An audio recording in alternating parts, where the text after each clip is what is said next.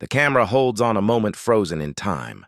Simon Cowell, the man who has reduced global superstars to trembling wrecks, with a single raised eyebrow, sitting with his mouth literally hanging open, his eyes fixed on the stage with an expression that isn't just shock. It's pure, unfiltered disbelief.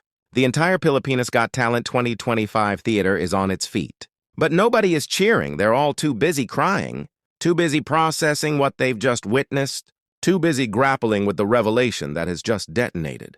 Like a bomb in the heart of Filipino music history, standing center stage bathed in a single spotlight that makes him glow like a ghost from the past, is a 24-year-old man named Rico Fernandez, his face wet with tears, his hands trembling as they clutch a simple acoustic guitar, and his voice, oh God, that voice, still echoing with the final notes of his father's most famous song, Anak, the song that has been the soundtrack to every Filipino family's heartbreak.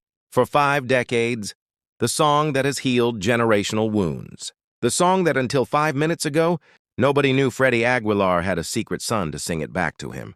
The whispers started before he even opened his mouth. Backstage, the other contestants had noticed him, the quiet young man in the corner, practicing chord progressions on a beat-up guitar that looked like it had been passed down through war. They assumed he was just another street musician from the province, another hopeful with a dream and a story.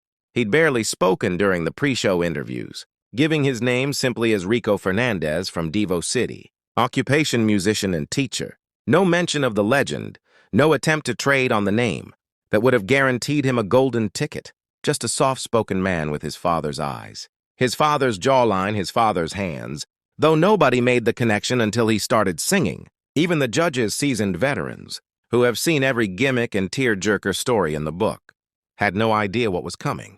They saw a handsome young man walk onto the stage, nervous but determined, carrying himself with a humility that spoke of hard years and harder lessons. They saw the simple barong Tagalog, the worn leather guitar strap, the way his fingers found the frets without looking.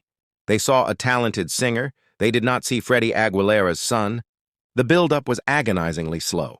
In the way only live television can be, Rico stood at the microphone and the host, Billy Crawford, asked the standard question, "So Rico, what brings you to the PGT stage?" The young man's knuckles were white around the guitar neck. "Sir, I came here to sing a song that my mother used to sing to me when I was a boy. It's a song about a son who leaves home and breaks his father's heart, and then returns to ask forgiveness." Billy smiled, thinking this was the standard emotional setup and why this song. Rico's eyes, when he looked directly into the camera, held a depth of sorrow that made the smile drop from Billy's face. "Because, sir, I am that son and the father who wrote this song. He doesn't know I exist." The silence that followed was absolute.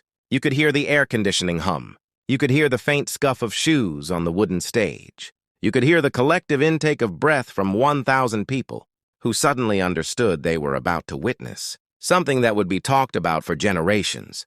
Billy, professional host that he is, recovered quickly. "Well, Rico, the stage is yours. Make your father proud."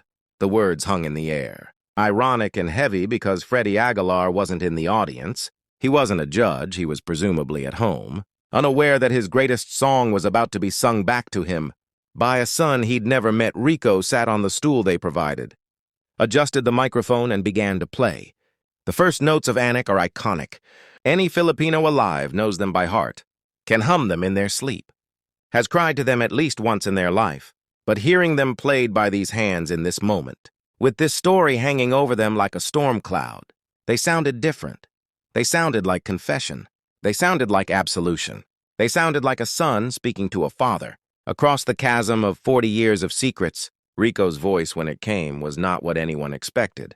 It wasn't a polished, studio-perfect tenor. It was raw, cracked at the edges, deep in a way that spoke of cigarettes and hard liquor, and nights spent screaming at the sky. It was Freddie Aguilar's voice. But younger, hungrier, more desperate. The first line, "Nong Isalonka sa Mandang Ido," came out as a whisper. A question almost asking the father who wasn't there. "Did you know? Did you ever wonder? Were you looking for me?" The camera cut to the judges. Robin Padilla, the action star, had his hand over his mouth.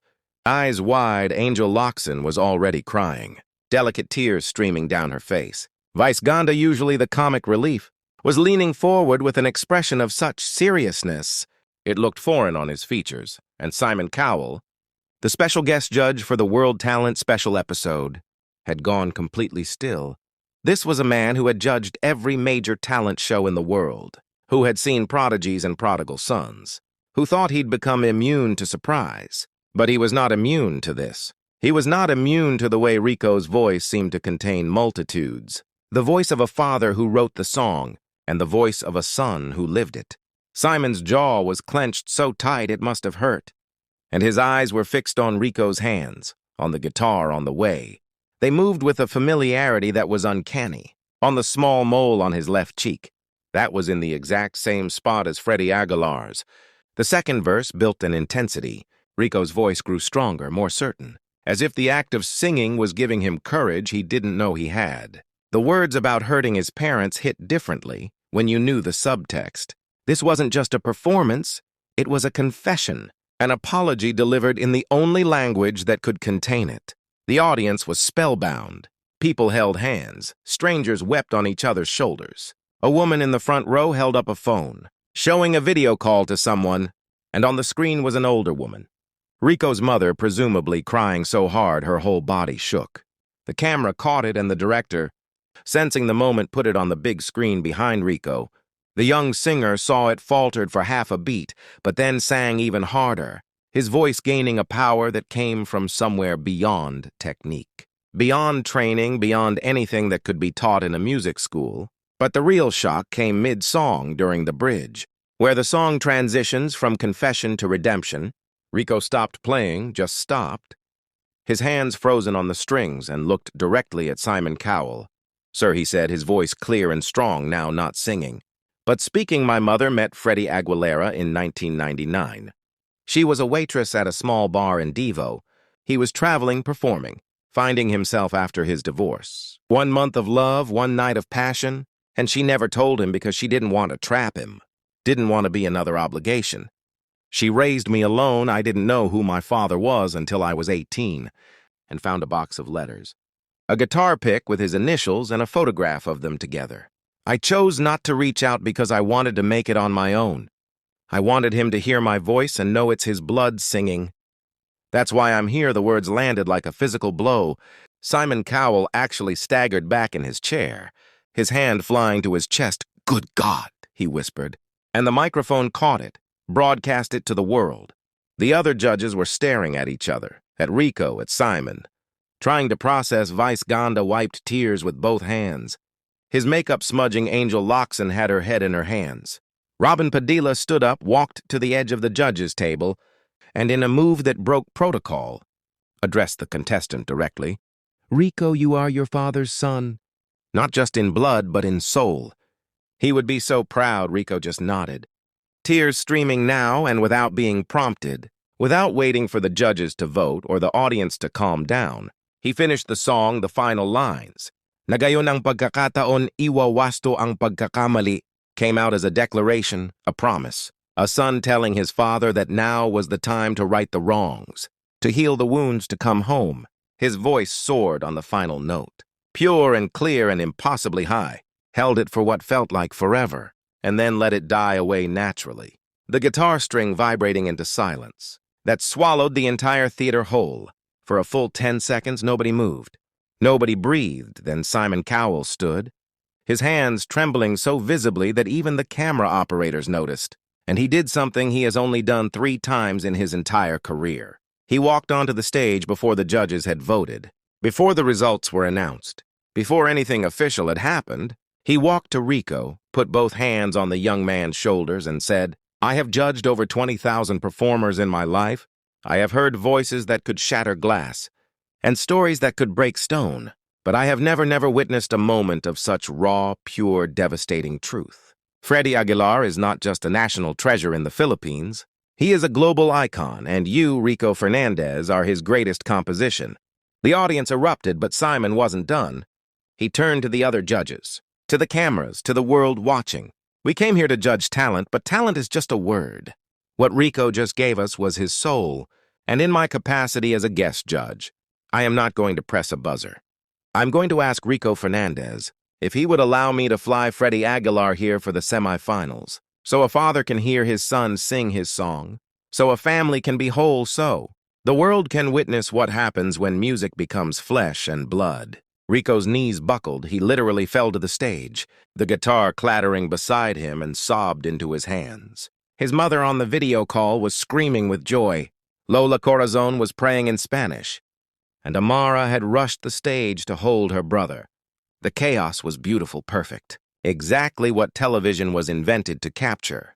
The golden buzzer moment that followed was almost ceremonial. All four judges pressed it together, Simon Robin, Angel and Vice Ganda, their hands stacked on top of each other. And the golden confetti that rained down didn't just fall on Rico, it fell on his sister, on his grandmother, on the video screen on Simon Cowell, who is now crying openly on every single person in that theater who had just watched a secret become a legend. The confetti was gold, but it might as well have been stardust. Because Rico Fernandez, the secret son of Freddie Aguilar, had just become the most famous singer in the Philippines, without his father even knowing he existed. The days that followed were a media hurricane. Freddie Aguilar, when reached for comment by entertainment reporters, initially thought it was a hoax, then he saw the video. Then he saw the way Rico's hands moved on the guitar, the same way his own did. Then he saw the mole. Then he heard the voice, his youth, his pain, his redemption. He released a statement that was just 3 words. "I am listening." The internet exploded. Filipinos everywhere claimed ownership of the story. This was their story. The story of fathers sent overseas, of children raised by grandparents, of families held together by voice messages and balikbayan boxes, and the promise that one day they would be whole again. Rico was invited to Malacanang Palace, where the president personally thanked him for showing the world the strength of the Filipino family. He was offered a recording contract by the label that represented his father, which he politely declined. "I want to earn it," he said. "I want my father to hear me and know I'm not just his echo." Were you shocked when Rico revealed he's Freddie Aguilar's secret son? What would you do if you discovered your father was a music legend? Comment below. The semifinals arrived, with a tension that could have powered the national grid. The entire Philippines seemed to stop what they were doing. At 8 p.m. on a Sunday night, stores closed early. Jeepney drivers pulled over to watch on their phones. Families gathered around televisions, in homes that hadn't been this united since Manny Pacquiao fought for a championship. And in the Dolby Theater, now relocated to Manila, for the special homecoming episode, Rico stood backstage, his guitar in hand, his heart hammering so hard he could feel it in his teeth. His mother was there, physically there, smelling of the airport, and tears in a perfume he remembered from childhood. She kept touching his face as if to reassure herself he was real. And in the audience, in the best seat in the house, was Freddie Aguilar. The producers had filmed their first meeting. That video would later break YouTube records, father and son, embracing for the first time in a sterile conference room. Freddie's weathered hands on Rico's young shoulders, both of them speechless, both of them crying, both of them trying to find words, in a language that suddenly seemed insufficient. Freddie had brought his own guitar, the one he'd written Anak on, and he'd given it to Rico. "It belongs to you now," he'd said. It always did. Rico had strummed it once, and the sound was exactly the same as his beat-up practice guitar. And that was when he knew some things are genetic, some things are destiny, some things are just meant to be now. He stood at the edge of the stage, and the host introduced him simply. "Ladies and gentlemen, Rico Fernandez and his father, Freddie Aguilar." The roar of the crowd was deafening, a sound so loud it distorted the audio equipment. But Rico could barely hear it over the sound. Of his own heartbeat, he walked onto the stage. His father beside him, both carrying guitars. They sat on 2 stools, adjusted their microphones, and without a word began to play. This time it wasn't Anak, it was a new song, one they'd written together in the 3 days since they'd met. Called Tatiko Anak Mo, My Father Your Son. The lyrics were simple, devastating, perfect. They sang about lost time, about letters never sent, about the weight of a name, about the moment a father hears his own voice, coming from his child's mouth, and realizes that love doesn't need permission to exist. When they finished, the entire nation wept. Simon Cowell, who had flown back specifically for this performance, stood and applauded with tears streaming down his face. "I have seen many things in this business," he said when the noise finally died down, "but I have never seen a story that needed to be told more perfectly than this, Rico. You didn't just find your father, you found yourself and Freddie. You didn't just gain a son, you gained your legacy? The golden buzzer was pressed again, but this time it was ceremonial. The real prize had already been won. The secret son had sung his way home. If you were blown away by this father-son musical legacy, click the video on your screen to watch. Another unforgettable performance that shocked the judges.